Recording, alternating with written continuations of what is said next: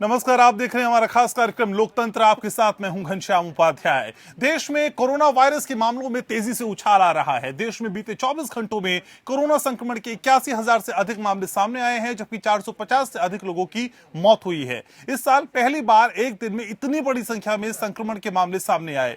महाराष्ट्र, पंजाब, गुजरात, मध्य प्रदेश, दिल्ली में कोविड के मामले बढ़ते जा रहे हैं। एक्टिव केसेस की संख्या 6 लाख से ज्यादा हो गई है। इनमें से 1 लाख तो केवल पिछले 4 दिनों में सामने आए हैं। हालात काबू में बाहर होते नजर आ रहे हैं और इसी को देखते हुए कई राज्यों ने आपातकालीन बैठक बुलाई है। दिल्ली एनसीआर में कोरोना के बढ़ते प्रकोप के बीच दिल्ली के मुख्यमंत्री अरविंद केजरीवाल ने स्वास्थ्य विभाग के अधिकारियों के साथ कई वरिष्ठ अधिकारियों की एक आपात बैठक बुलाई। केजरीवाल सरकार ने मरीजों के बीच कुछ अस्पतालों में नॉर्मल और आईसीयू के बेड्स की संख्या बढ़ाने का फैसला किया। उत्तर प्रदेश के मुख्यमंत्री योगी आदित्यनाथ ने शुक्रवार को अपनी टीम 11 संग मीटिंग की। ये कोरोना को लेकर बनी एक उच्च स्तरीय टीम है। यूपी में कक्षा 8 तक के स्कूलों को 11 अप्रैल तक के लिए बंद कर दिया गया है। महाराष्ट्र और मध्य प्रदेश में भी लॉकडाउन के हालात हैं। वहीं कोरोना वायरस के बढ़ते संक्रमण के बीच कोरोना वैक्सीन को लेकर अच्छी खबर आई है। ड्रग रेगुलेटर के सब्जेक्ट एक्सपर्ट कमेटी ने भारत बायोटेक की कोरोना वैक्सीन कोवैक्सीन के ट्रायल का हिस्सा रहे वॉलंटियर्स को तीसरी डोज के ट्रायल की इजाजत दे दी है।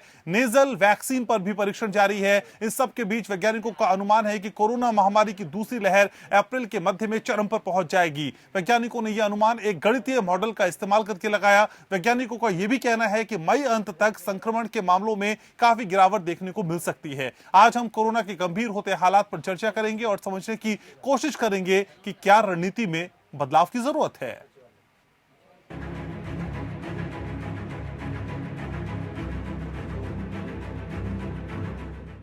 देश में कोरोना अटैक की रफ्तार फिर तेज हो गई है। देश की बड़ी आबादी संक्रमण की चपेट में आ रही है। मुंबई में कोरोना से सारे रिकॉर्ड तोड़ डाले हैं, तो दिल्ली में भी कोरोना के आंकड़ों में बेतहाशा उछाल दिखा। भले ही टीकाकरण का तीसरा चरण चल रहा हो और अभी तक 6 करोड़ से ज्यादा लोगों को वैक्सीन लगाई जा चुकी हो, फिर भी देश का बड़ा हिस्सा टीके से वंचित है। ये मुसीबत का सबब बन सकता है। महाराष्ट्र, पंजाब, गुजरात, मध्य प्रदेश और चंडीगढ़ में दूसरी लहर में दैनिक ताजा आंकड़ों को पार करती हुई दिख रही है। वहीं 23 राज्यों और केंद्र शासित प्रदेशों में मामलों में लगातार 30 दिनों से वृद्धि हो रही है। जाहिर है कि हालात भयावह हैं। कोविड की दूसरी लहर बच्चों और वयस्कों को उच्च जोखिम श्रेणी में डालता है। स्कूल और कॉलेज अधिकांश राज्यों में खुल चुके हैं। युवा वयस्कों ने कार्यालय से काम करना फिर से शुरू कर दिया है। खासतौर पर ग्रामीण और आदिवासी क्षेत्रों में स्थिति बहुत गंभीर है। ये पहली लहर में बख्शे गए थे, लेकिन अब संक्रमण के चौखट पर खड़े हैं। कुपोषण और कोविड की गाइडलाइंस का ग्रामीण इलाकों में पालन नहीं होना इसका एक मुख्य कारण है। माना जा रहा है कि इन हालातों में एक संयोजित रणनीति पर काम करने की जरूरत है, जिसमें इन कारकों का ध्यान रखना जरूरी है। जनसंख्या में संक्रामक लोगों की संख्या को कम करना, ट्रांसमिशन रेट को कम करना, अति संवेदनशील व्यक्तियों की संख्या कम करना। कोविड के वैक्सीन को लेकर भी कई पहल किए जा रहे हैं। साथ में कई सवाल भी खड़े हुए हैं। देश के शीर्ष ड्रग रेगुलेटर के एन एक्सपर्ट पैनल ने भारत बायोटेक को कोवैक्सीन पर चल रहे क्लिनिकल परीक्षण में कुछ स्वयंसेवकों को कोवैक्सीन की तीसरी खुराक देने की अनुमति दी है। तीसरी खुराक का परीक्षण करने का कदम फायदेमंद होगा अगर परिणाम लोगों को सालों तक कोविड से बचाने की क्षमता रखेगा या ज्यादा किफायती भी होगा। भारत बायोटेक कंपनी ने नेसल वैक्सीन का ट्रायल शुरू कर दिया है। इस वैक्सीन के जरिए नाक के जरिए डोज दी जाएगी, जो कोरोना को मात देने में कारगर साबित हो सकती है। नेसल वैक्सीन बच्चों और वयस्कों के लिए अनुकूल होगा। नेसल वैक्सीन सिंगल डोज वैक्सीन के रूप में विकसित करने की कोशिश है। वैक्सीनेशन के बाद भी लोगों के एक छोटे हिस्से के कोरोना वायरस से बीमार होने की आशंका है। ये वैक्सीन की विफलता नहीं है। कोरोना वैक्सीनेशन के बाद जो कोरोना इन्फेक्शन का मामला सामने आता है, उसे ब्रेक थ्रू केस कहते हैं। लेकिन इसके लिए भी एक शर्त है। इसमें इन्फेक्शन दोनों वैक्सीनेशन लेने के कम से कम 14 दिन के बाद होना चाहिए। कोई भी वैक्सीन कोरोना वायरस के खिलाफ 100% इम्यूनिटी की गारंटी नहीं देती। वैक्सीन लेने के बाद बीमार होने वाले लोगों की संख्या बेहद कम होती है और लक्षण भी बहुत हल्के होते हैं। अच्छी बात यह है कि भारत में कोरोना वायरस की मृत्यु दर विश्व की तुलना में कम है। अब जरूरत है कि एक नई रणनीति के तहत कोरोना से जंग लड़ने की। Bureau report. तो कोरोना की मौजूदा स्थिति को समझने के लिए मेरे साथ 4 बड़े सीनियर डॉक्टर का खास पैनल आज जुड़ रहा है। उनसे चर्चा करेंगे और समझने की कोशिश करेंगे कोरोना की इस दूसरी लहर को। परिचय मैं आपका करा दूं, मेरे साथ डॉक्टर अंशुमन कुमार जुड़ रहे हैं, कैंसर विशेषज्ञ हैं। डॉक्टर विनय अग्रवाल मेरे साथ जुड़ रहे हैं, पूर्व अध्यक्ष हैं आईएमए की। डॉक्टर अनीता रमेश चर्चा का हिस्सा होंगी, सीनियर कंसल्टेंट है अपोलो हॉस्पिटल में। डॉक्टर यश गुलाटी मेरे साथ जुड़ रहे हैं, सीनियर डॉक्टर हैं अपोलो में। आप सभी का बहुत बहुत स्वागत। शुरुआत सबसे पहले डॉक्टर अंशुमन कुमार आपसे। सर, रोज नए रिकॉर्ड तोड़ता कोरोना, ये कितना बड़ा चिंता का विषय है? जी बिल्कुल, ये उम्मीद थी जब जनवरी में ऐसा माना जाने लगा कि कोरोना काफी कंट्रोल में आ गया और केसेस काफी कम होने लगे, और जो प्रोटोकॉल फटीग हम कहते हैं, प्रोटोकॉल का पालन करते हुए मास्क, हैंड सैनिटाइजेशन और डिस्टेंसिंग, इसका पालन करते करते लोग भी थक रहे हैं। इनके दिमाग में ये आ गया, ऊपर से जब वैक्सीनेशन चालू हुआ 16 जनवरी को, तो लोगों को लगा वैक्सीन आ गया मतलब कोरोना खत्म। ये 2 मिसकंसेप्शन हुआ। इससे ऊपर टॉप अप क्या हुआ, मिक्स सिग्नल जो सरकार की तरफ से आने लगे। जिस राज्य में चुनाव है, चुनाव रैली में कितने भी भीड़ चले जाए कोरोना नहीं होगा, एक फॉल्स परसेप्शन पब्लिक में हुआ। इन सारी चीजों को मिला के देखेंगे तो कोरोना केसेस बढ़ने लगे। कोरोना वायरस है, उसके पास कोई दिमाग नहीं है, ना मेडिकल स्टडी है उसके पास जो ये समझ ले कि अब मुझे इन्फेक्ट नहीं करना है। नंबर ऑफ केसेस बढ़े, जिस रफ्तार से केसेस बढ़े, आने वाले समय में डबल जो केसेस होते हैं उनका समय कम होता जाएगा, नंबर ऑफ केसेस बढ़ेंगे। अगर यही रवैया रहा तो ये चिंताजनक बात जरूर है। जी, मेरे साथ डॉक्टर विनय अग्रवाल भी हैं। डॉक्टर विनय, असल में दूसरी लहर की रफ्तार इतनी ज्यादा क्यों है, क्या समझे हम? देखिए, बड़ा स्पष्ट है कि ये जो रिलीज फिनोमिना हुआ है हर तरफ, और उस रिलीज फिनोमिना से लोगों ने लापरवाही बरती है, एंड हर तरफ लापरवाही है। आप देखेंगे अगर सड़कों पे जाएं तो मास्क लोग नहीं पहन रहे हैं। एक फॉल्स सेंस ऑफ सेटिस्फेक्शन आ गया है अबाउट द वैक्सीन, कि वैक्सीन अब आ गई है, लग रही है, लेकिन जो बेसिक उसका मैनेजमेंट है, प्रिवेंशन है, वो कोई नहीं कर रहा है। मैं तो इसमें सरकार को भी आज दोषी ठहराऊंगा कि आप बाई एन एग्जाम्पल आप डील करते हैं। अगर सरकार भी बाई एन एग्जाम्पल, आज रैलीज हो रही है बंगाल में, तमिलनाडु में, आप केरला में देखिए रोड शो हो रहे हैं, तो अगर हमारे बड़े नेता इस प्रकार की चीजें कर रहे हैं तो पब्लिक पर इसका क्या असर पड़ेगा? हजारों की तादाद में, लाखों की तादाद में लोग उनको अटेंड कर रहे हैं। आई एम श्योर हम एक तरीके से वोल्केनो में बैठे हैं इसमें। और ये जो दिल्ली की भी हालत है, आप अगर सड़कों पे जाएं, आप अगर मार्केट में जाएं, आप अगर आज कोनॉट प्लेस भी चले जाएं, तो आपको महसूस ही नहीं होता कि कोई हम किसी परेशानी से निकले हैं या कोरोना का कोई डर है। तो हर तरीके का डर आदमी के मन से निकल गया है, और क्योंकि ये डर निकल गया और लॉ एनफोर्सिंग अथॉरिटीज भी या सरकार भी इस डर को बैठाने के लिए प्रयास नहीं कर रही है, राइट? चाहे वो एनजीओज हो, चाहे वो सरकार हो, चाहे एडमिनिस्ट्रेशन हो, और चाहे मेडिकल अथॉरिटीज हो, एसोसिएशन हो। मैं तो सबको कहूंगा कि जिस तरीके का अब टेरर और थ्रेट आने वाला है, और आ रहा, जैसे 3,580 केसेस हैं दिल्ली में, एंड कल 2,700 थे। इस एक्सपोनेंशियली इंक्रीज में, और आज से 15 दिन पहले और 20 दिन पहले 100 से भी कम केसेस थे। इस एक्सपोनेंशियल इंक्रीज को हमें एक बहुत बड़ा थ्रेट मानना चाहिए, और मैं सोचता हूं कि इस पे इमीडिएटली एक्शन लिया जाए। वैक्सीन आई, बहुत अच्छा है, लोगों ने वैक्सीन लगा रहे हैं हर सेंटर में आजकल भी, जब से 45 पहली तारीख से शुरू किया है, ये बहुत अच्छी बात है। पर क्या वैक्सीन इलाज है? वैक्सीन इलाज नहीं है। वैक्सीन तो एक तरीके का प्रिवेंशन है, और वो प्रिवेंशन भी कितनी परसेंटेज का प्रिवेंशन है, वो वाली बात। मैं मान सकता हूं कि वैक्सीन के बाद अगर आपको केस होते हैं तो मोर्टेलिटी रेट कम हो सकता है हमारा।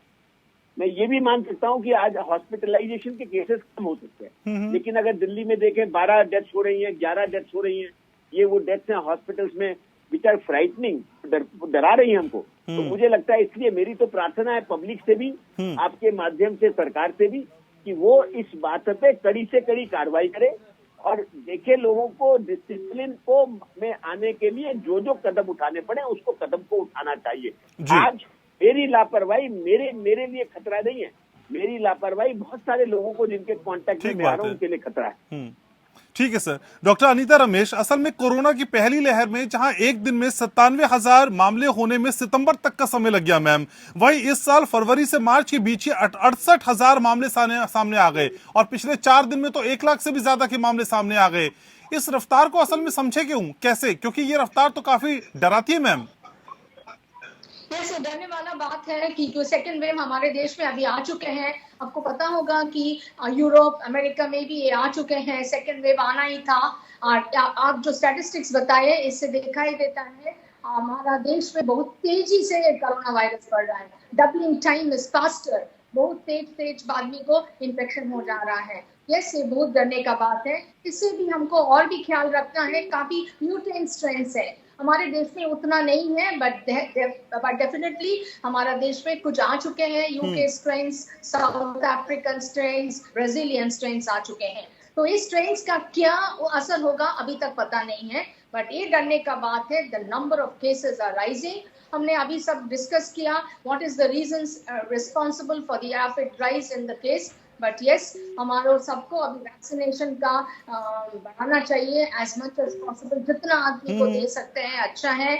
और ये भी अच्छा है, हमको मास्क पहनना है, दो गज दूरी मेंटेन करना है, सैनिटाइजेशन करना है। और माय सजेशन इज दैट थोड़ा बहुत रेस्ट्रिक्शन जरूरी है, क्योंकि पूरा खुलना नहीं चाहिए। क्योंकि हमको कोरोना से रहना है, we have to live with corona and we cannot go for lockdown because हमारा बिजनेस, हमारा लाइफस्टाइल सब बंद हो जाएगा। So we have to maintain both, दोनों मेंटेन करके हमको चलना है। सो उसके लिए कुछ रेस्ट्रिक्शंस का जरूरी है। You should not open the railways, gym open कर दिया है, सिनेमा, उसको थोड़ा रिस्ट्रिक्शन करना है। ऑल्टरनेट सीटिंग, इतना आदमी के ज्यादा नहीं अंदर जा सकते हैं।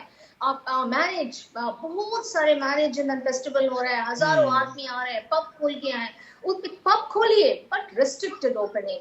मैरिज रखिए, 100 आदमी के सिर्फ रखिए। अगर आप लोग के रेस्ट्रिक्शंस नहीं होगा तो it is uncontrol. And I am in the hospital now. Hospital में बेड नहीं है अभी, corona, we are refusing patients. हम लोग दूसरे हॉस्पिटल में कर रहे हैं क्योंकि बेड भर चुके हैं। Even healthcare doctors and nurses are also completely worked up with patients now.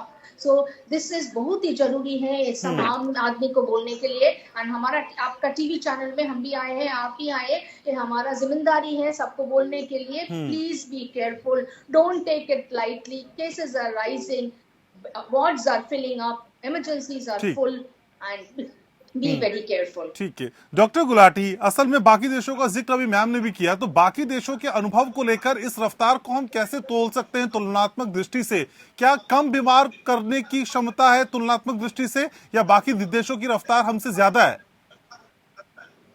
देखिए, कुछ एक सौभाग्य है हमारे एशियन देशों का, जिसमें हमारा देश भी आता है कि कुछ ऐसे फैक्टर्स हैं जितना इसका प्रकोप बाकी देशों में हुआ, अमेरिका में, यूरोप में, पहली लहर में भी हमारे देश में इतना प्रकोप नहीं हुआ, लोग बच गए। हालांकि काफी लोगों को हताहत उनके मुकाबले में कम हुआ। तो हम ये उम्मीद अभी भी बाकी है, लेकिन इसका मतलब ये नहीं है कि हमको वो सारी सावधानियां बरतनी है जो हम पहले बरत रहे थे पहली लहर में। और अभी जो सेंस ऑफ फॉल्स सिक्योरिटी आई है वो उसको हमको करना होगा। तो मैंने अभी देखो हमारे जो हो रही है, मैंने उस दिन देख रहा था एक टीवी पे, एक चैनल पे, एक बहुत प्रोमिनेंट जो न्यूज कास्टर है, वो एक लीडर के साथ एक कार में बैठ के बिना मास्क के 4 लोग वो खाना खा रहे थे और बातें कर रहे थे और उसके कान में जा के बातें कर रहे हैं। तो क्या सिग्नल देना चाह रहे हैं पॉलिटिशियन, क्या सिग्नल देना चाह रहे हैं मीडिया वाले, और क्या सिग्नल देना चाह रहे हैं बाकी लोग? जहाँ अपना सेल्फिश इंटरेस्ट हो वहां तो आप जो मर्जी कर लो और बाकी लोगों को आप भाषण देते रहो, तो ये तो गलत है। तो सबको हमको ये मानना होगा। जैसे विनय ने भी अभी बड़ी अच्छी बात कही कि मेरी गलती से हो सकता है नुकसान मुझे ना हो, मेरी गलती से मेरा नुकसान मेरे घर वालों का, मेरे पड़ोसी का, औरों का होगा। तो औरों का ध्यान रखने के लिए हमको बड़ी एहतियात बरतनी है। जो पहले बरती थी वैक्सीनेशन जल्दी से जल्दी लगवानी है। लोग बिना बात के अफवाहें कई उड़ाते हैं, देखो एक आध साइड इफेक्ट तो कभी ना कभी किसी को होगा, और ये भी मालूम नहीं है कि उसका है कि नहीं है, क्योंकि कुछ बीमारियां वैसी भी होती हैं। अब जिसको वैक्सीनेशन लगा उसको कुछ हो गया, लोग बोलते हैं वैक्सीनेशन के कारण हो गया, कोई प्रूफ नहीं है उसका। और मैंने लगाई है, मेरे घर वालों ने लगाई, मेरी मदर 85 उन्होंने लगाई। तो एक तो वैक्सीनेशन सबको लगानी है जहां जहां जिसको मौका मिल रहा है, क्योंकि यही एक हमारे पास रामबाण होगा जिसके साथ हम कोरोना को मार सकते हैं। और बाकी हम एहतियात बरतते रहें, अपना ध्यान लेते रहें और एक बैलेंस स्ट्राइक करते रहें बिटवीन अपना जो वर्क है, हमारा वर्क सफर ना करे, लॉकडाउन पूरा ना हो, तो बैलेंस स्ट्राइक हमको करना पड़ेगा, लेकिन सारे एहतियात हमको बरतने पड़ेंगे। ठीक है, तो डॉक्टर अंशु, ठीक है डॉक्टर अंशुमान, असल में हम पहले भी कई शोज में आपके साथ चर्चा कर चुके हैं, तो ये माने क्या ये एक प्राकृतिक प्रक्रिया है, जब लोग असावधान हो जाते हैं तो इस तरह से वायरस के अनुकूल स्थितियां पैदा हो जाती हैं, और ये वही स्थितियां हैं जो हम रफ्तार के कारण, बढ़ती हुई रफ्तार के कारण हर रोज नए मामले देख रहे हैं।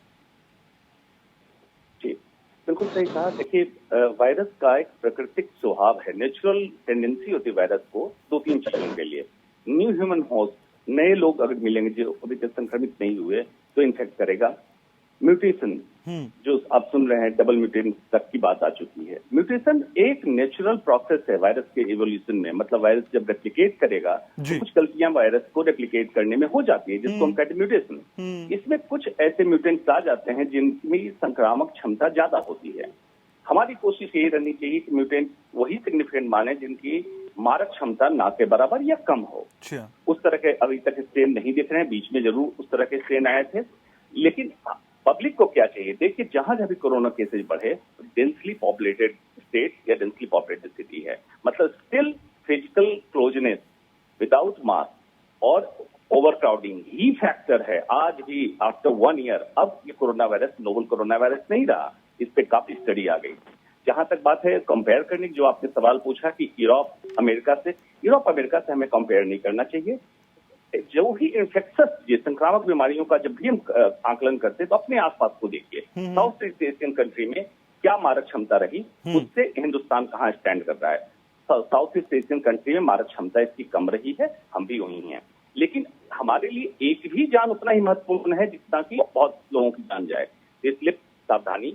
दूसरा, कोरोना वायरस से डेथ किन में हो रही थी, जिनकी लाइफस्टाइल डिजीजेज ज्यादा थी, डायबिटीज, हाइपरटेंशन, कैंसर, इन लोगों को अपना ख्याल ज्यादा करना है, बुजुर्गों को ज्यादा ख्याल करना है। तो ये सारे प्रोटोकॉल अभी भी वही हैं, लेकिन दोनों तरफ से असावधानी हुई, पब्लिक से असावधानी हुई, जिसको हम कहते हैं प्रोटोकॉल फटीग, और कोरोना वायरस को फिर से नया होस्ट मिलने लगा, फिर से रफ्तार पकड़ ली। तो डॉक्टर विनय अग्रवाल, अभी चर्चा भी हो रही थी और कई बार हमने भी देखा है कि इस वैक्सीनेशन की एक डोज लगाते ही आदमी ये समझने लग जाता है कि मैं तो इम्यून हो गया हूं, अब मुझे कोरोना कुछ नहीं कर पाएगा और अब सारी सावधानियां बरतना छोड़ देना चाहिए। सर, ये मुगालता, ये गलतफहमी कितनी घातक है? देखिए, वैक्सीन लगना और उसकी एक डोज लगना कोई बीमारी से भगाना नहीं है, नंबर 1। अब ऐसे भी केसेस सामने आ रहे हैं, दिल्ली में भी ऐसे कई केसेस आए हैं। मैं तो कहूंगा ये नंबर 20 से भी ज्यादा है, जहां पे लोगों को दोनों वैक्सीन लग गई हैं और उसके 2-2, 3-3 हफ्ते के बाद भी कोरोना पॉजिटिव आ रहे हैं। ये है कि सीवियरिटी उतनी नहीं है, और वैक्सीन का इफेक्ट ये रहा है कि क्योंकि उसने इम्यूनिटी डेवलप की है और उस इम्यूनिटी में फाइटिंग स्पिरिट आई है, तो वो जो मोर्टेलिटी वाला इशू था वो नहीं है, उतना सीवियर इन्फेक्शन नहीं है, लेकिन इन्फेक्शन है। और खासकर हेल्थ केयर वर्कर्स में भी ये देखा जा रहा है कि ऐसे केसेस आ रहे हैं जो दो वैक्सीन की डोजेज लगा के 2-2, 3-3 हफ्ते के बाद ही आया है। अच्छा, मेरा क्या कहना है कि एक ड्राइव है, और जब तक इस ड्राइव को हम सब स्टेक होल्डर्स मिलके नहीं लड़ेंगे, मिलके पार्टिसिपेट नहीं करेंगे, तब तक ये बीमारी भाग नहीं सकती है हमारे साथ। मैं तो कहूंगा जितने प्राइवेट सेक्टर इंस्टीट्यूशंस हैं, चाहे वो फैक्ट्रीज हैं, चाहे वो गवर्नमेंट लॉ ला सकती है कि वो हर फैक्ट्री ओनर को अपने सारे एम्प्लॉइज को वैक्सीनेट कराना पड़ेगा। बहुत जगह तो हो भी रहा है सर, ऐसा बहुत सारी कंपनीज ऐसा कर रही हैं। हो रहा, देखिए अगर आप होने की भी बात माने, तब भी दिल्ली जैसे शहर में 20,000, 25,000 वैक्सीनेशन हो रहे हैं, 30,000, राइट, जबकि ये वैक्सीनेशन की क्षमता बढ़नी चाहिए। मैं मानता हूं कि एक तारीख से, जैसे कल से जो 45 साल के ऊपर का किया है, वैक्सीनेशन बढ़े हैं, बट साइमल्टेनियसली अगर इस स्पीड से भी पड़े तो सारे हमारे, अगर 60% हमारे 60% को भी कवर करने की बात आएगी तो उसमें कम से कम 9-10 महीने लग जाएंगे। तो मेरे को इसलिए लगता है एक तरफ तो वैक्सीनेशन बढ़ाना चाहिए, इसको एक ड्राइव की तरह लें, चाहे वो प्राइवेट सेक्टर हो, पब्लिक सेक्टर हो, एनजीओ हो, एसोसिएशन हो, सरकार हो या एडमिनिस्ट्रेशन हो, या कोई भी ऐसी संस्था है या चैरिटेबल संस्थाएं हैं, उन सबको इस ड्राइव में पार्टिसिपेट करना, क्लब्स हैं, चाहे लायंस क्लब है, रोटरी क्लब है, इन सबको इसमें बढ़ चढ़कर पार्टिसिपेट करना चाहिए, जिससे एक तरफ तो वैक्सीनेशन हो सके। पर क्या वैक्सीनेशन इलाज है? इलाज नहीं है। साइमल्टेनियसली ऐसे पहले भी मैंने कहा, अभी अंशुमान जी ने भी कहा, एंड की सबसे ज्यादा जरूर है कि पब्लिक में ये जो लापरवाही आई है इसको कैसे चेक किया जाए। मैं अभी डॉक्टर साहब से सहमत था कि लॉकडाउन आंसर नहीं है, राइट, लेकिन सावधानी इसका आंसर जरूर है। आपने सारे मैं तो कोरोना में आप अभी भी चले जाइए, आपको थोड़ा सा भी महसूस नहीं होगा कि कोरोना है। ठीक बात मैंने है। 3 मैरिजेज अटेंड की अभी रिसेंटली, और तीनों मैरिजेज में भयावह स्थिति थी। अच्छी फैमिलीज की मैरिजेज थी, और मैं देख के हैरान हो गया कि कम से कम जहाँ 100-150 एक्सपेक्टेड थे, 300-400 लोग थे, एंड मास्क नाम की चीज नहीं थी, क्योंकि फोटो खिंचवानी थी उन्होंने ना। अब ये इस तरीके की लापरवाही आ रही है। अब देखिए ना, देश के 5-6 बड़े शहरों स्टेट्स में इलेक्शंस हो रहे हैं। क्या आप उन इलेक्शंस में इस समय वैक्सीनेशन ड्राइव कर सकते हैं? नहीं कर सकते। सही बात है। क्या आप इस समय आप टेस्टिंग कर सकते हैं? नहीं कर सकते।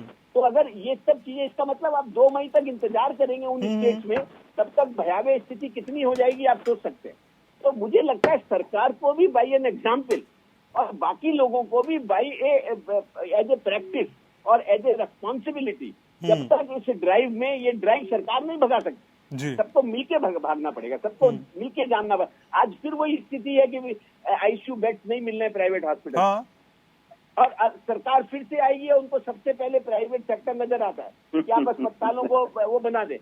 अपने गवर्नमेंट अस्पताल में पेशेंट नहीं जा रहा है, प्राइवेट सेक्टर को करे। अगर 1 साल में भी ये स्थिति है कि गवर्नमेंट हॉस्पिटल के बेड खाली पड़े हैं और प्राइवेट सेक्टर के बेड्स में आईसीयू बेड नहीं मिल रहा, इसका मतलब कहीं ना कहीं सरकार की मैनेजमेंट में कमी है, उस पर ध्यान देना चाहिए। बहुत बहुत इंपॉर्टेंट क्वेश्चन आपने रेज किया सर। डॉक्टर अनीता रमेश, असल में जो सर भी कह रहे थे कि असल में कोरोना की दोनों डोज भी अगर आपको वैक्सीन की लग गई है तो उसके बाद ऐसा नहीं कि आपको कोरोना नहीं हो सकता। इस तरह के केसेस आ रहे हैं जिसका जिक्र डॉक्टर साहब कर रहे थे। तो क्या माना जाए कि उसका जितनी उसकी सीवियरनेस होगी वो कम हो जाएगी, उतना नुकसान आपको नहीं पहुंचाएगा जितना बिना वैक्सीन के पहुंचा सकता है? मोर्टेलिटी रेट कम होगा क्या मैम? यस, ये बात है ठीक। हमारे देश में अभी 2 वैक्सीन अप्रूव है, one is Covishield, one is Covaxin. अगर आप कोविशील्ड का फाइनल रिजल्ट्स देख लीजिए, उसको 70.1% वो लोग सक्सेस रेट लिखा है। Okay, if you see Covaxin, उसका अपडेटेड रिजल्ट्स जब आया है 80% का प्रोटेक्शन देता है। सो अगर हम किसी भी 2 वैक्सीन ले लिए हैं, 2 डोजेस लेते हैं, 2 डोजेस के बाद 14 दिन बाद हमारा बॉडी के अंदर पूरी सही ढंग से इम्यूनिटी होता है, एंटीबॉडीज आ जाता है। इससे हमको 70 to 80% खाली प्रोटेक्शन मिलता है, 100% वो कोरोना से प्रोटेक्शन नहीं मिलता है, and that is what is vaccination. So okay, so ये सबको हमको जानना चाहिए। नॉट 100% गारंटी वैक्सीन ले लिया कोरोना नहीं आएगा। सेकेंड पॉइंट इज दैट ये जो 20% जो चांस है किसी भी आदमी को कहीं भी नेक्स्ट 1 ईयर में वैक्सीन लेने के बाद भी कोरोना वायरस हो सकता है, he can be positive. Third point ये है, अगर आप वैक्सीन ले चुके हैं और वैक्सीन लेने के बाद भी आपको कोरोना वायरस अटैक हुआ, वन गुड इम्पॉर्टेंट थिंग, आपके बॉडी के अंदर इम्यूनिटी है, टी सेल्स एंटीबॉडी इम्यूनिटी वो चल रहा है। तो जब वायरस अटैक करेगा, उनका वायरस इन्फेक्शन ज्यादा तेज नहीं होता है, वो मामूली सा होता है, एसिम्प्टोमेटिक होता है, थोड़ा बहुत बुखार आता है, सिर दर्द करता है, बदन में दर्द होता है, बस उसके बाद वो खत्म हो जाता है। So it's asymptomatic mild to moderate infection का रेट, ये है काफी एडवांटेज। इस वैक्सीन लेने के बाद उतना खतरनाक बीमारी नहीं आता है कि आपको आईसीयू जाना है, आपको मौत हो जाएगा, वैसा नहीं होता है। तो these are the 3 advantage. 70 to 80% chance you will not get, 20% yes, आपको ध्यान से रहना है, ऑल मेजर्स आपको फॉलो करना है कि वायरस आ भी सकता है, और आएंगे तो बहुत मामूली ढंग से आएगा, it will subside. So this is what I want to tell the viewers. ठीक है डॉक्टर गुलाटी, इस बीच नेजल वैक्सीन की भी बात करना जरूरी हो जाता है। सर, नेजल वैक्सीन को लेकर भी परीक्षण किया जा रहा है और ये कहा जा रहा है कि इसकी तो सिर्फ सिंगल डोज लगेगी और ये ज्यादा इंपैक्टफुल होगी और कई सालों तक इंपैक्टफुल होगी। सर, इसके बारे में थोड़ी सी जानकारी दे व्यूअर्स को प्लीज। देखिए, ये तो अभी बिल्कुल ही इनिशियल स्टेज में बातें हो रही हैं ना। तो इसका इसके कोई बाहर आई है, ये तो कुछ महीनों आगे की बात है। सक्सेसफुल कह सकते, इसके ऊपर हम नहीं रह सकते। तो हम उन्हीं चीजों की बात कर सकते हैं। अभी तो उनकी जो भारत बायोटेक की 3rd वो अभी कर रहे हैं, तो अभी हम नेजल वाली की बात अभी कर रहे हैं, मेरे को नहीं लगता जायज है। अगर वो डेवलप हो जाएगी तो खुशामदीद, बड़ी अच्छी बात है, तो देना भी इजी हो जाएगा और उसके रिजल्ट अगर लॉन्ग टर्म अच्छे हैं तो बहुत अच्छा है। बट अभी बहुत प्रीमेच्योर है ये बात करना। बहरहाल जो वैक्सीन हमारे पास है वो भी अगर पर्याप्त मात्रा में हो और लोग बढ़ चढ़ के उसको लगाएं, अपना डर खत्म है, क्योंकि अगर 70% की सक्सेस रेट है तो 70% भी अगर पॉपुलेशन कवर हो जाती है तो उससे भी हर्ड इम्यूनिटी बन जाती है। तो वायरस का आगे बढ़ना बंद हो जाता है। तो ये बहुत इंपॉर्टेंट है कि ये वैक्सीन, क्योंकि हमारे पास वो कोई चारा है भी नहीं है ना, और हम क्या करें, क्योंकि पूरी तरह से तो आज तक पूरी तरह किसी को समझ नहीं आया कि पूरी बीमारी है क्या। 100% तो अभी भी कोई नहीं जानता है। तो जो चीज हम जानते हैं कि वैक्सीनेशन से हमारा बचाव हो सकता है, अगर हम वो भी ना करें तो हम तो अपने आप को नुकसान पहुंचा रहे हैं और बाकी लोगों को भी पहुंचा रहे हैं। तो अभी हमें, मेरे ख्याल से हम अपना एहतियात बरतते रहें, वैक्सीनेशन लगाएं और बाकी जितने सोशल डिस्टेंसिंग के नॉर्म्स है वो फॉलो करें। हमारे हाथ में, हम नहीं कर सकते हैं, अब हम इच्छा नहीं पाते कि हम नहीं कर सकते हैं, अपना कर्म करते जाए अच्छा, ताकि हम इस दुविधा से बच पाए। लेकिन ठीक है, लेकिन डॉक्टर अंशुमन, असल में पिछले 1 साल में एहतियात का जो मैकेनिज्म हमें डेवलप करना था हम वो नहीं कर पाए, हम वो सावधानियां बरतना नहीं सीख पाए। तो अब कुछ चंद दिनों में ये उम्मीद करना कि हम वो सारी चीजें सीख जाए, कितना फिजिबल है सर, कितना व्यवहारिक है, हमें कितनी मेहनत करनी पड़ेगी? देखिए, बिल्कुल इसको मनोवैज्ञानिक तरीके से समझने की जरूरत है। पहले तो लोगों को जागरूक इसलिए किया जा रहा था कि कोरोना वायरस क्या है, बेसिक चीज, वायरस क्या है, कैसे ट्रांसमिट होता है, ड्रॉपलेट इन्फेक्शन किसको बोलते हैं, मास्क क्यों लगाना है, हाथ क्यों धोना है। उस समय भी देखा होगा आपने, इसी समय अप्रैल 2020 को याद कीजिए, लोग बाहर से लाए हुए सामान को 3 दिन बाहर रखते थे, या जो डिटर्जेंट से दूध के पैकेट को धोते थे, इस लेवल चले गए। हिंदुस्तान में यही है, इमोशनल लोगों का देश है, कोई भी बात या तो नहीं मानेंगे तो उसको एक्सट्रीम पे पहुंचा देंगे। बिल्कुल। इस बार क्या हुआ, अब कोई जागरूकता की कमी नहीं रही है, मीडिया के द्वारा सारी बातें पहुंचा दी गई है। तो बहुत ही एस्टैब्लिश प्रोटोकॉल है कि एक इंसान से ड्रॉपलेट, मतलब मुंह से, सांस के रास्ते निकलते हुए वायरस दूसरे तक पहुंचता है। इसको रोकने के क्या क्या प्रिकॉशंस होते हैं सबको पता है, आजकल सभी लोग जानते हैं। इवन एक कारण ये भी है नंबर ऑफ केसेस बढ़ने के, लोग इतने अवेयर हो गए कि सर्दी, खांसी, जुकाम में भी या कोई और भी तकलीफ में जाके अपना कोरोना का टेस्टिंग करा रहे हैं। आज टेस्टिंग नॉर्मली अवेलेबल है। तो जागरूकता में कहीं कोई कमी नहीं रही है। बात है विल पावर की, कि कितने विल पावर, जिसको तोड़ने में काफी हमारे नेतागण इसमें काफी कंट्रीब्यूट करते हैं, पब्लिक के विल पावर तोड़ने में। जब वो चुनावी रैली में देखते हैं लोग कि ऐसा नहीं हो रहा, तो लगता है टीवी पे कुछ ज्यादा दिखाया जा रहा है, डराया जा रहा है। देखो, इतनी बड़ी चुनावी रैली हो रही, इतने लोग जमा, वहां कोरोना नहीं आया क्या? किसान का संगठन जो चल रहा है, जो लड़ाई की चल रही, क्या वहां कोरोना है? पब्लिक पूछते हैं, मरीज हम पहले पूछते हैं, उनको क्या जस्टिफिकेशन देंगे? जैसे डॉक्टर विनय अग्रवाल ने कहा, बिल्कुल सेट एन एग्जाम्पल। और जो गवर्नेंस में है उनका पूरा दायित्व बनता है कि आप उदाहरण के तौर पे साबित कीजिए कि इसके लिए जरूरी है, जिससे गैदरिंग ना हो, दूरी बनी रहे और मास्क लगाएं।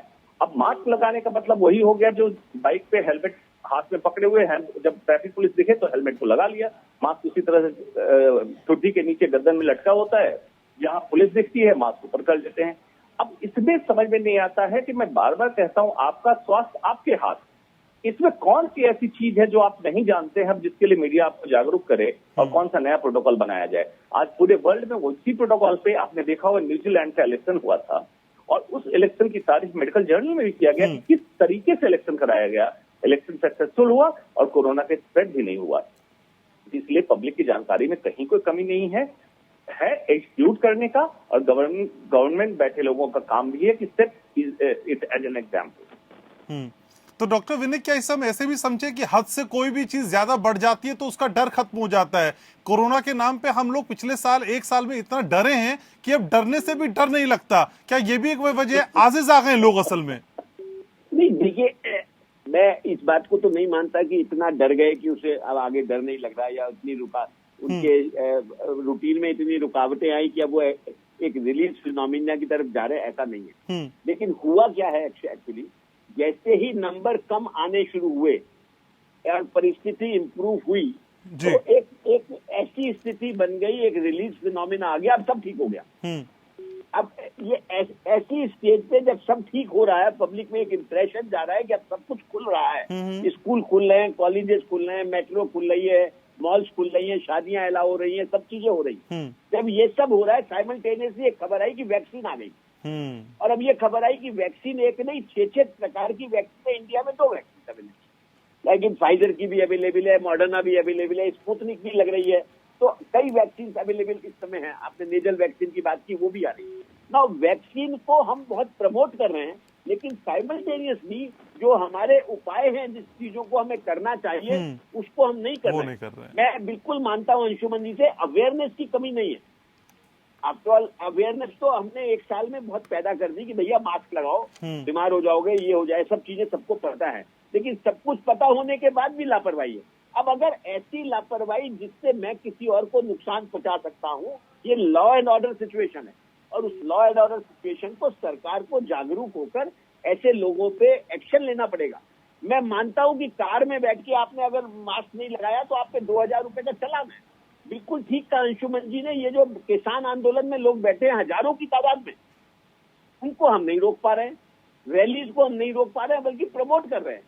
हम रोड शो कर रहे हैं, हम प्रमोट कर रहे हैं एक तरीके से, और ये गिनती हो रही है किसके रोड शो में कितनी ज्यादा लोग थे, और आपकी चैनल्स के माध्यम से भी यही बताया जा रहा है ना। अगर ये सब चीजें साइमल्टेनियसली हो रही है तो एक आम आदमी जो बेचारा मास्क लगाता था, हाथ धोता था, उसको लगाता, वो तो बेवकूफी की बात है, वो क्या कर रहा है।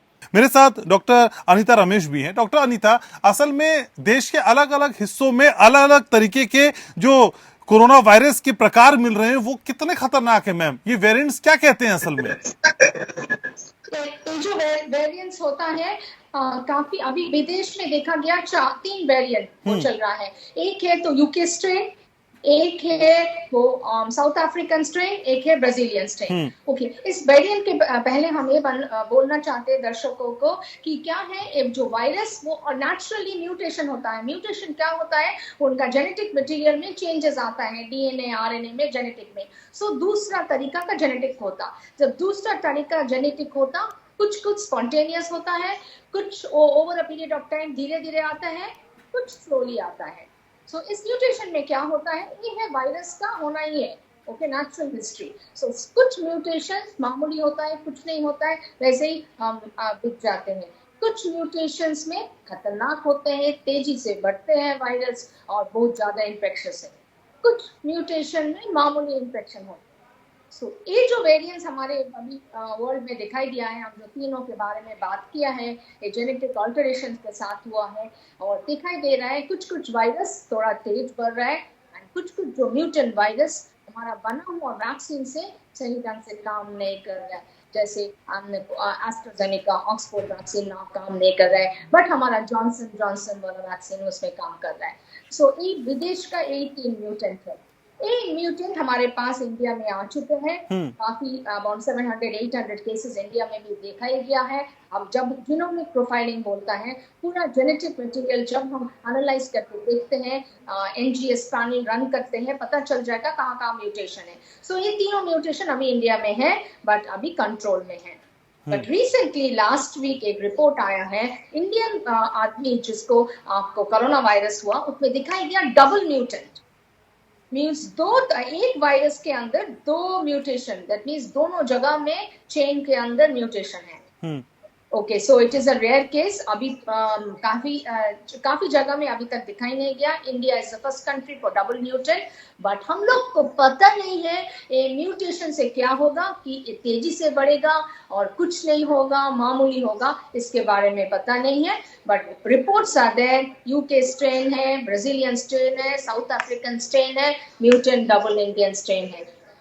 इससे वैक्सीन काफी समय काम भी करते हैं, काम नहीं करते हैं। आगे हम देखना चाहते हैं क्या होता है ये वेरिएंट्स के अंदर। तो डॉक्टर गुलाटी, जो अनीता जी जिक्र कर रही हैं, असल में डबल म्यूटेंट, ये डबल म्यूटेंट कितना खतरनाक है सर? क्योंकि ये कहा जाता है कि आपकी इम्यूनिटी अगर स्ट्रांग भी है तो भी ये आपको नुकसान पहुंचा देता है। तो मालूम ही है कि जितने म्यूटेंट्स हैं उसमें और ज्यादा विरुलेंस आ सकती है, वो कुछ म्यूटेंट्स ऐसे हैं जिनमें विरुलेंस कम हो जाती है। डबल म्यूटेंट्स में नेचुरली विरुलेंस ज्यादा हो सकती है, लेकिन उनसे बचाव का वही तरीका है कि आप अपने अंदर घुसने ही ना दें। अगर वो घुस जाएगा आपके अंदर, आपका दुश्मन, तो आपका नुकसान करेगा। तो आप घूम फिर के बाद फिर वहीं की वहीं पहुंच के आ जाती है कि आपको बचाव करना। आप कुछ भी बोलते रहें, आंसर इसका बचाव। हम बोलते नहीं वो ज्यादा विरुलेंस है, कम विरुलेंस है, ये ज्यादा है, वो ज्यादा है, लेकिन आंसर क्या है? आंसर यही है कि बचाव करें। बचाव कैसे करें? कि जो इतने साल से लोग बोलते जा रहे हैं उनका पालन करें, वैक्सीनेशन लगवा लें, और इसका और कोई आंसर, कोई दवाई तो है नहीं इसकी, कोई ऐसी दवाई नहीं है जो वायरस को किल कर दे, ऐसी दवाई है नहीं। भी दवाइयां ट्राई की है, लेकिन कोई श्योरिटी नहीं है। तो इसका एक ही तरीका है, चाहे वो डबल म्यूटेंट है, वो साउथ अफ्रीका स्ट्रेन है या इंग्लैंड वाला स्ट्रेन है, कोई भी ब्राजील से कोई भी हो, अल्टीमेटली सिम्टोमेटिक की ट्रीटमेंट है, अल्टीमेटली जो जो जो दिखता है उसको इलाज करते जाते हैं, और बेस्ट वही है, prevention is better than cure. तो बच के नहीं, चाहे वो डबल है, चाहे सिंगल है, चाहे ट्रिपल है, हमने उसको बच के रहना है। सिंपल सा आंसर है, यही एक मैसेज अगर आपके प्रोग्राम द्वारा चला जाए कि लोगों को ये बचाव करते रहे, मेरे ख्याल से वही इसका एक तो इसका उत्तर है। ठीक है, तो डॉक्टर अंशुमन, हम बार बार जब कोरोना का जिक्र करते हैं, इस पे चर्चा करते हैं, तो एक हर्ड इम्यूनिटी बार बार सुनने में आती है। सर, मेरे व्यूवर्स को एक तो हर्ड इम्यूनिटी को डिफाइन कर दीजिए, ये है क्या, और असल में ये हर्ड इम्यूनिटी हम हासिल कब कर पाएंगे, कितना समय लग जाएगा सर?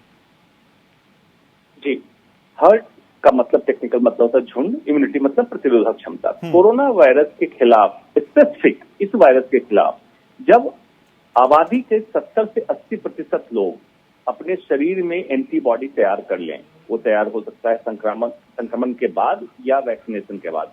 वैक्सीनेशन के बाद तैयार होने में नुकसान या क्षति होने की संभावना ना के बराबर होती है। तो अगर वैक्सीनेशन की स्पीड को हम बढ़ा दें, जैसे अभी भी 45 प्लस किया है, वैक्सीन अगर सबको लगना है तो अभी वैक्सीनेशन स्पीड को बढ़ा के, जिसमें पब्लिक प्राइवेट पार्टनरशिप, सरकारी संस्थान भी करे, प्राइवेट संस्थान के साथ पार्टनरशिप करके, और पूरे कंट्री में सेगमेंट अगर करना है तो किनको करें, जहां पे कोरोना का संक्रमण तेजी से फैल रहा है, मतलब घनी आबादी के शहर या राज्य, वहां पे वैक्सीनेशन की स्पीड को बढ़ाएं और ओपन इट फॉर ऑल। अब कोई एज लिमिट या कोमोर्बिडिटीज के साथ नहीं, सबको लगाइए। जितनी जल्दी हम 70 से 80% आबादी को कवर कर लेंगे, मतलब उनमें एंटीबॉडी तैयार हो जाएगी, तब हम हर्ड इम्यूनिटी का मतलब ये होगा कि जो चेन बन रही, एक इंसान से वायरस दूसरे इंसान में जाता है, इस चेन को हम तोड़ने में कामयाब हो जाएंगे, क्योंकि ऑलरेडी प्रतिरोधक क्षमता शरीर में बनी हुई है। वायरस आया और वायरस न्यूट्रलाइज हो गया, दूसरे को हम नहीं इन्फेक्ट कर पाए, इसी को कहते हैं हर्ड इम्यूनिटी। मतलब मेजॉरिटी पॉपुलेशन आपकी इम्यून हो चुकी इस वायरस के खिलाफ। ये वायरस चला जाता है डोरमेंट स्टेट में। व्यूअर्स के लिए एक बात जानना जरूरी है कि वायरस एक बार समाज में आ गया, कम्युनिटी में आ गया, खत्म कभी नहीं होता है। वायरस डोरमेंट स्टेट में, उदाहरण के तौर पर polio virus, Spanish flu virus, जो पास के रहा है, आज भी है हमारे बीच, लेकिन हमारे हर्ड इम्यूनिटी इतना अचीव कर चुके हैं, हमें नुकसान नहीं पहुंचा रहा है। हर्ड इम्यूनिटी यही। जी, ठीक है। डॉक्टर वीरे अग्रवाल, क्या ये जो हम स्लैब अभी हमने बांटे हुए कि इतनी उम्र से इतनी उम्र वालों को अब वैक्सीन लगेगी, फिर आगे लगेगी, फिर उससे अगला स्लैब होगा, क्या ये स्लैब, ये ब्रैकेट हटा देना चाहिए? देखिए, मैं इस स्लैब्स की फेवर में हूँ, और वो इसलिए फेवर में हूँ क्योंकि अवेलेबिलिटी ऑफ वैक्सीन ऑल्सो एक इशू है, और ऑर्गेनाइजेशन। हम तो बाहर बांट रहे हैं ना सर, बाहर लोगों को बांट रहे हैं, इससे अच्छा पहले यही पूरा कर लें। मेरा पूरी बात सुन ले, पहले मेरी पूरी बात सुन ले। कही सर। मेरा कहना है कि जो हमारा एक इंफ्रास्ट्रक्चर है लोगों को वैक्सीन देने के लिए, राइट, उस इंफ्रास्ट्रक्चर को हम ऑप्टिमल इस्तेमाल करें और लोगों को वैक्सीन दें। जैसे आज अगर आप देखते हैं, मैं दिल्ली के बारे में आपको कह सकता हूँ कि दिल्ली के सेंटर्स में बुरी तरह रश है वैक्सीन के लिए। जहाँ 100 किसी सेंटर को 100 वैक्सीन लगाने की बात की गई है, मैं पहली तारीख से बात कर रहा हूँ, जब से 45 से ऊपर की एज की बात। ठीक है सर। तब 250, 300 वैक्सीन लगा रहे हैं। मैं एक छोटा सा मेडिकल सेंटर चलाता हूँ और वहां पर 100 वैक्सीन लगानी चाहिए, मैंने आज 280 लगाई है और अभी वैक्सीन चल रही है। ये मैंने कोई एडवर्टाइज नहीं किया, लोग अपने आप आ रहे हैं, कोविन ऐप के थ्रू आ रहे हैं। मेरा ये कहना है कि अगर ये थोड़ा सा ऑर्गेनाइज और हो जाए तो मैं बिल्कुल एग्री करता हूं आपसे कि 45 के बाद हम उसे 25 या 30 ले आए, तो कम से कम स्टेजेस में अगर लाएंगे तो हम प्रॉपर कवरेज कर सकते हैं लोगों की। आज कोविन ऐप बेहतर तरीके से काम कर रहा है, बशर्ते कि 1.5 महीना पहले। आज कोविन ऐप में आप रजिस्टर करते हैं, होता है, सर्टिफिकेट निकालते हैं। 1 महीना पहले ऐसा नहीं हो रहा था। बिल्कुल। और अगर ये इस रजिस्ट्री को हम प्रॉपरली मेंटेन कर सकेंगे तो हमारे पास डाटा भी होगा, हम प्रॉपर तरीके से इम्प्लीमेंट कर पाएंगे और हम आगे रिवैल्यूएट कर सकेंगे कि इसका क्या हो रहा। तो मैं इसलिए नहीं कह रहा हूं कि हम वैक्सीन बाहर दे रहे हैं, और हम यहाँ पर जब हम वैक्सीन बाहर दे रहे थे तो ऐसा भी था कि हमारी वैक्सीन वेस्ट हो रही थी। जब हमने हेल्थ केयर वर्कर्स की बात की, मुझे पता है ऐसे ऐसे सेंटर्स जहाँ 2 वैक्सीन लगी और 18 वैक्सीन वेस्ट गई, क्योंकि 2 ही वैक्सीन, एक वायल में 20 होती थी, अब उस वायल में भी 10 डोजेस की वायल आ रही है। तो मुझे लगता है कि बहुत ऐसा भी नहीं कि आज आप बिल्कुल खोल दें, तो उससे हम एक साथ इतनी सारी वैक्सीन की अवेलेबिलिटी कर लेंगे। अवेलेबिलिटी एक इशू है, इंफ्रास्ट्रक्चर दूसरा इशू है। स्मूथ एडमिनिस्ट्रेशन ऑफ वैक्सीन तीसरा इशू है। चौथा इशू ये है कि पब्लिक अवेयरनेस और पब्लिक में कियोस ना हो। तो मुझे लगता है कि अगर जैसे आज आपने 45 साल से कहा और आज आप 15 तारीख के बाद अगर इसे 30 साल करते हैं, 25 साल करते हैं, तो आपको और आसानी होगी, इससे ज्यादा आप लोगों को प्रॉपर तरीके से वैक्सीन लगा सकेंगे। एंड ऐसा मेरा सोच है। अदरवाइज वैक्सीन तो सबको लगनी है, राइट। अगर हम देखते हैं 90% डेथ्स जो हुई हैं वो 45 से और 80 ईयर्स या 90 ईयर्स के बीच में हुई हैं इससे। तो आपने उस एज ग्रुप को कवर कर लिया। और अगर हम इससे नीचे की एज ग्रुप देखते हैं तो 8 या 10% के करीब की डेथ्स हुई हैं, राइट। तो हम अगर 25 साल के बाद के सब लोगों को कवर करते हैं, जो मुझे लगता है कि अगले 15-20 दिन में शायद सरकार ऐसा ले आएगी, क्योंकि डिस्कशन ऑलरेडी शुरू हो गए हैं आपके माध्यम से, मीडिया के माध्यम से और हेल्थ एडमिनिस्ट्रेटर्स के माध्यम से, कि वैक्सीन हर एक को लगनी चाहिए। मैं बिल्कुल इस पक्ष में हूँ कि हर एक को लगनी चाहिए। डॉक्टर विनय, 1-2 शो में जब हम पहले चर्चा कर रहे थे इसी पे, तो एक बात निकलकर सामने आई थी कि जो पंजीयन का तरीका है, रजिस्ट्रेशन प्रोसेस है, वो थोड़ा कॉम्प्लिकेटेड है और कई बार जो अपने को पंजीकृत कराता है वो तो पंजीयन में आ जाता है, लेकिन जब वो सेंटर पे पहुंचता है तो वहां पे उसका नाम नहीं दिखता। आप तो प्रैक्टिकलिटी कर रहे हैं, लोगों को वैक्सीन भी दे रहे हैं, सर अब ये दिक्कत दूर हुई है क्या? एग्जैक्टली, मैंने कहा ना आपको, इस समय जो कोविन ऐप है और जो रजिस्ट्रेशन सिस्टम है वो काफी स्मूथ हुआ है। मतलब आज के दिन मैं अपने सेंटर में लगभग 6000 वैक्सीन लगा चुका हूँ और 6000 वैक्सीन में मुझे ऐसे करीब 30 या 40 केसेज ही आए हैं जहां पर कि कोविन ऐप ने तंग किया है। एंड तो मुझे लगता है कि आज के दिन जिस प्रकार से कोविन ऐप में हम रजिस्ट्रेशन करा पा रहे हैं, स्मूथली रजिस्ट्रेशन हो रहा है, आपका डाटा वहां पे जा रहा है, आपको इमीडिएटली सर्टिफिकेट मिल रहा है, फर्स्ट डोज का भी मिल रहा है और सेकंड डोज के बाद फाइनल सर्टिफिकेट भी मिल रहा है। ये सब चीजें हो रही हैं। मैं इसके लिए सरकार को साधुवाद दूंगा। लेकिन डॉक्टर साहब जो खुद पंजीयन नहीं करा पा रहा है, उसके लिए हॉस्पिटल पे ऑन द स्पॉट पहुंच के किसी तरह की कोई व्यवस्था की जाती है क्या? बिल्कुल है, बिल्कुल है। और हर अस्पताल में ऑन द स्पॉट रजिस्ट्रेशन हो रहा है। सरकार ने कहा है कि 3 से 9 बजे तक वो लोग जाएं जिनके रजिस्ट्रेशन नहीं हुए। अच्छा। लेकिन मुझे ये पूरा विश्वास है कि कोई भी अस्पताल, मैं प्राइवेट की बात कर रहा हूँ, मैं सरकारी अस्पतालों की बात नहीं कर रहा हूँ, कोई भी अस्पताल जिस समय भी कोई बिना रजिस्ट्रेशन का आदमी भी जा रहा है या पब्लिक का नुमाइंदा जा रहा है, उसको वो रजिस्टर कर रहे हैं और करके वैक्सीन लगा रहे हैं। ओनली थिंग, क्योंकि लाइन की वजह से उनको करीब 15-20 मिनट 25 मिनट वेट करना पड़ता है, उतने उससे ज्यादा वेट भी नहीं है। तो इस तरीके से मैंने कहा ना, मैं साधुवाद दूंगा। मैं ही ये आपकी चैनल से के माध्यम से मैंने कहा था कि कोविन ऐप में बहुत इरेगुलरिटीज है। मुझे याद है। मैं कह रहा हूँ कि वही कोविन ऐप आज बेहतर तरीके से काम कर रहा है और मुझे लगता है कि इसीलिए ये जरूरी है कि हम वैक्सीनेशन की एज को स्टैगर करें और स्टेजेस में करें, जिससे कि इस फंक्शनिंग को स्मूथ किया जा सके। ठीक है, लेकिन डॉक्टर गुलाटी, एक बात जो निकलकर सामने आ रही है वो है कि इस लड़ाई में जो कोरोना के खिलाफ हम लड़ रहे हैं, वैक्सीनेशन ही सबसे बड़ा हथियार है। लेकिन सर, इसका फुल इम्पैक्ट कब देख पाएंगे? इसका प्रभाव हम पूरी तरीके से कब देख पाएंगे? इसके लिए कितना समय इंतजार करना होगा? इसका जो एंटीबॉडीज बनती हैं उसमें 2 से 3 महीने लगते हैं पूरा आने के लिए। और इसका इम्पैक्ट तब आएगा जबकि 70 से 80% जो हमारी जनसंख्या उसको वैक्सीनेशन लग जाएगा और तभी तो हमारी हर्ड इम्यूनिटी आएगी ना। और मैं एक इसकी बात को थोड़ा सा मैं और आगे बढ़ाना चाहूँगा, अगर आप मुझे इजाजत दें। जो वैक्सीनेशन का जो प्रोसेस है, मुझे लगता है कि इस प्रोसेस को थोड़ा और आसान सरल करना चाहिए, क्योंकि ये प्रोसेस अभी भी काफी टेढ़ा है। तो पता नहीं क्यों इतना ज्यादा सेंट्रलाइज किया हुआ है, क्यों नहीं इसको डिसेंट्रलाइज कर देते हैं। हम डाटा कलेक्ट करना चाहते हैं ना, भाई किसको लग गया उसको दोबारा ना लगे, या हमारे पास डाटा हो। तो अगर हम डिसेंट्रलाइज कर लें, इस सेंटर पे कोई जाता है अपना आधार कार्ड लेके, वहाँ जाए, उसको लगे और वो सेंटर वहाँ पे जाके डाटा चला जाए, इसको लग गया। अब इधर जाओ, ऐप में जाओ, उसको करो, ऐप वाला उसको बताएगा इससे बजे आप यहाँ जाओ वहाँ जाओ।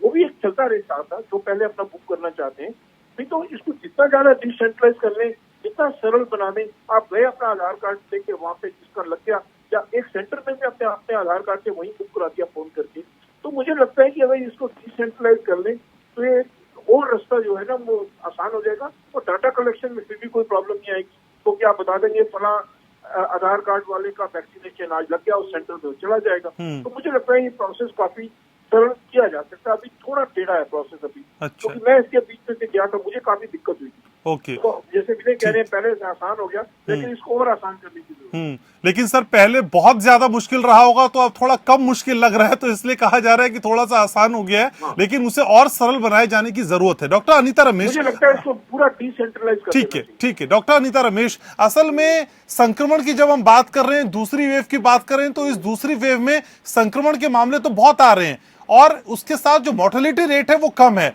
बढ़ते हुए संक्रमण के बीच मोर्टेलिटी रेट का कम होना, ये किस ओर इशारा करता है? क्या इलाज समय पे हो जा रहा है, या हम बीमारी को पहले से ज्यादा समझ चुके हैं, जागरूक हो चुके हैं, इसकी वजह से ऐसा हो रहा है? अब देख लीजिए, इंडिया में ट्रीटमेंट बहुत बढ़िया है, हमारा रिजल्ट काफी अच्छा था, हमारा डेथ का जो रेट था 2% के भी कम था, almost 1.5%. So very good. India as the medical fraternity and the whole country, सब कोई मिल करके हम लोग ये कोरोना वायरस का ट्रीटमेंट बहुत बढ़िया से अच्छे ढंग से किया। इसी तरह का रिजल्ट कहीं कंट्रीज में नहीं था। आप देखिए जहाँ पे ज्यादा मौत हुआ, जैसे अमेरिका में, इटली में, स्पेन में, तो हमारा देश का मोर्टालिटी रेट बहुत कम है। हम लोग जान चुके हैं कैसे करना है, कैसे इलाज करना है इस मरीज को।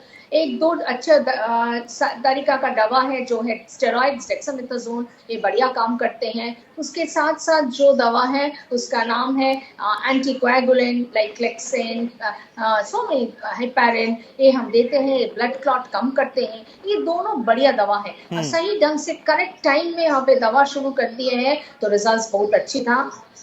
इसके अलावा और कुछ एंटीवायरल, रेमडेसिविर, काफी था मेडिसिन है। सो हमारे पास वो आपने सही ढंग से बताया है कि हमको जानकारी हो चुका है कैसे कोरोना वायरस के इन्फेक्शन ट्रीट करना है, कब शुरू करना है, क्या स्क्रीनिंग मेथड है, किसको होम क्वारंटाइन में रखना है, किसको हॉस्पिटल में एडमिट करना है, जैसे जिसके साथ कोमॉर्बिडिटीज है, ब्लड शुगर का बीमारी है, ब्लड प्रेशर है, कैंसर का मरीज है, डायलिसिस चल रहा है, इसी मरीज को तुरंत हम हॉस्पिटल में जल्दी हम लोग स्टेरॉइड्स एंड एंटीकोएगुलेंट शुरू कर देते हैं। इसी से 80% आदमी को ऑक्सीजन के साथ ठीक हो गया, वो सब लोग घर वापस गए। जो मरीज लेट से आया है और थोड़ा कंडीशन खराब था, वही आदमी को we have lost those people. So आप जो बता रहे हैं हम भी अग्री कर रहे हैं। यस, हमको ये व्याधि ट्रीटमेंट करने के लिए जो तरीका है अच्छी तरह के, India has been masters and we make good medical health facilities. Not only doctors, nurses, सब कुछ, the entire medical fraternity in the country has worked to control the virus. ठीक। डॉक्टर अंशुमन, असल में कई लोगों के अंदर ये भी जानने की इच्छा है कि देखिए साहब, जब हम वैक्सीन लगाते हैं तो हमें किस तरह का परहेज करना है। कई लोग कहते हैं देखिए आपने वैक्सीन लगाई है तो आप शराब नहीं पी सकते हैं, दूसरी चीजें खा पी नहीं सकते। सर ये क्या भ्रम है या फिर वाकई कुछ परहेज करने पड़ते हैं? जी बिल्कुल, देखिए ये जो सोशल मीडिया यूनिवर्सिटी है, व्हाट्सएप यूनिवर्सिटी और फेसबुक यूनिवर्सिटी, इस पे बहुत सारे ज्ञान बढ़ते हैं जिससे कोई डॉक्टर ज्ञान बांटने नहीं बैठा होता है। जैसे आपने एक्सपर्ट पैनल बनाया वैसा नहीं बनाता, बहुत सारी भ्रांतियां फैलाई जाती है। वैक्सीन न लगाएं, इसको ये गुमराह करने के लिए नपुंसकता से लेके बहुत सारी चीजें फैलाई गई, जिसमें ये भी है कि बहुत सारी परहेज एक्चुअली कुछ भी परहेज की जरूरत नहीं होती है। अगर आप किसी बीमारी से ग्रसित हैं तो आप जाके वहां मेडिकल ऑफिसर को बताएं। अगर आपको कोई एक्स्ट्रा प्रिकॉशन लेना है तो मेडिकल ऑफिसर वहां बताएगा। लेकिन ऐसा कुछ ही नहीं है कि खाने पीने में कोई ऐसा बदलाव करना है। ये नॉर्मल एक वैक्सीनेशन प्रोसेस है। उस वैक्सीनेशन प्रोसेस में क्या क्या ऑब्जर्वेंट रहना 48 घंटे तक, दूसरी डोज कब लगनी पड़ी, जो इवॉल्व हो रहा है वैक्सीनेशन प्रोसेस। अभी आ गया कि 4 हफ्ते के बजाय 6 हफ्ते में डोज अगर दें तो बेहतर रिजल्ट आ रहा है, वो भी प्रोसेस आने वाला है। एक वैक्सीनेशन अभी ट्रायल चल रहा है कि 3rd डोज की बात आने वाली है, बूस्टर और ये प्रतिरोधक क्षमता लंबे समय तक कारगर हो। इन सारे ट्रायल के प्रोसेस हैं। तो अभी तक ऐसा कुछ भी नहीं देखा गया है जिसको हम कहते हैं ड्रग इंटरेक्शन या फूड इंटरेक्शन या कोई भी हैबिट इंटरेक्शन। वैक्सीन के साथ कुछ नहीं है। बेफिक्री से जाएं, रजिस्ट्रेशन कराएं, वैक्सीन लगवाएं, यही है एक तरीका जो आगे बढ़ाएगा। लेकिन वैक्सीन लगवाने के साथ भी कोविड एप्रोप्रिएट बिहेवियर का पालन अभी भी करते रहना है। उसको ये नहीं मान लेना है कि वैक्सीन लगा और आप ठीक हो गए। बिल्कुल। तो डॉक्टर विनय, असल में इस दूसरी वेव के बाद जब केसेस इतने बढ़ रहे हैं, इतनी चिंता की बात है, हम चर्चा भी कर रहे हैं और लगातार ये आंकड़े भी चिंता पैदा कर रहे हैं सर, उसके बावजूद भी वो राज्य जहां असल में इस तरह के मामले बढ़ रहे हैं, वो लॉकडाउन लगाने के नाम पे क्यों सकुचाहट में है, क्यों हिचकिचा रहे हैं, या मान रहे हैं कि लॉकडाउन लगाने से जितना फायदा नहीं होगा नुकसान हो जाएगा? देखिए, जब आप अगर इसकी जेनेसिस में जाएंगे तो लॉकडाउन के दो रिक्वायरमेंट थे उस समय। हमको कोरोना का पता नहीं था और हमको ये भी नहीं पता था, हमारे पास अरेंजमेंट्स भी नहीं थे अपने मेडिकल और अदरवाइज, ठीक बात। क्या क्या चीजों की जरूरत है ये भी नहीं पता था। तो उस समय लॉकडाउन जितना इफेक्टिव था, और वो लॉकडाउन लगभग 5 या 6 महीने चला पूरे तरीके से, उसके बाद स्टैगर करके मैं कहूंगा पार्शियल लॉकडाउन तो ऑलमोस्ट करीब 10 महीने तक चला, राइट। आप वो आज के दिन हम मेडिकली सक्षम है, जैसे डॉक्टर अनीता ने बताया, हमें ट्रीटमेंट का पता है, लोगों को भी अवेयरनेस है, ये जनरल प्रैक्टिशनर और सब लोगों को अवेयरनेस है किस स्टेज पे होम क्वारंटाइन रहना है, किस स्टेज पे अस्पताल आना चाहिए और किस स्टेज पे आपको इंटेंसिव केयर यूनिट में जाना चाहिए। ओके। ये तीनों चीजों का पूरा आभास है। एक बात तो ये रही। दूसरी बात, ऑफकोर्स जहां तक इकोनॉमी का सवाल है, जहां तक बाकी चीजों का सवाल है, देश को चलाने का सवाल है, रिसोर्सेज को पूल इन करने का सवाल है, उस समय उसके तरफ भी अगर हमें लंबी लड़ाई लड़नी है तो उसकी तरफ भी ध्यान देना पड़ेगा।